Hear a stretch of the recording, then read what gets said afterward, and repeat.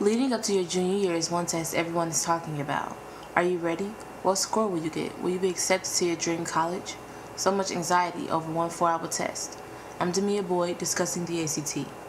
With the info that will last, this is Bravescast.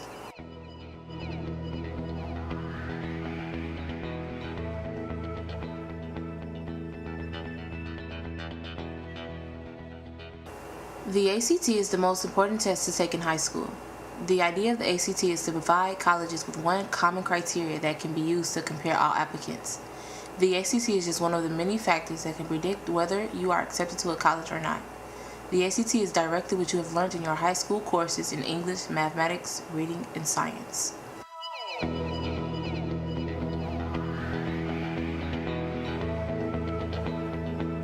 When most people talk about the ACT, they panic. It's known as such a huge important test, but do we know exactly what the ACT is, what it means, how it works?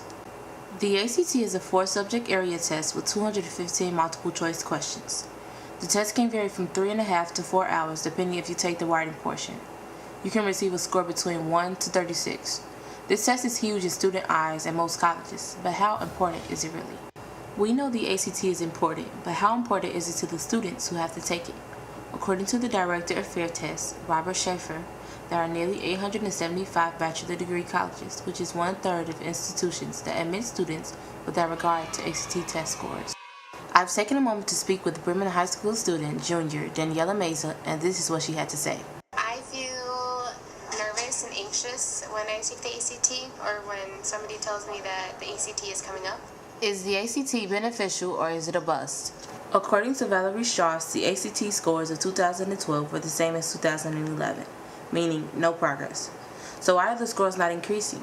Are students giving up on the test? I asked Daniela Meza, did she feel that the ACT was helping or hurting the students? I feel that the ACT is hurting me in many ways because me, like many other people, are not good test takers.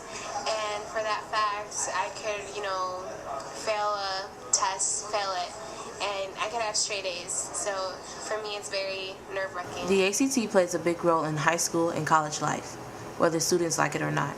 With all this information about what the ACT is, how students personally feel about it, and how some schools are now allowing you to regard submitting your scores, what can you take from this?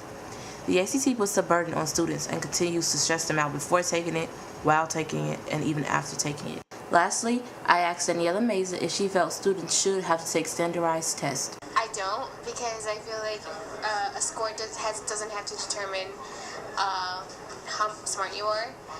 You could be very smart and go into good college. You could be very smart, but you could get, a 19 on ACT. I would like to thank Valerie Strauss, journalist at WashingtonPost.com. I would also like to thank Robert Schaefer, CEO of FairTest.com. Thank you to my interviewer, junior Daniela Meza. Finally, I would like to thank you all for listening. I'm your host, Demiah Boyd. With the info that will last, this is Bravescast.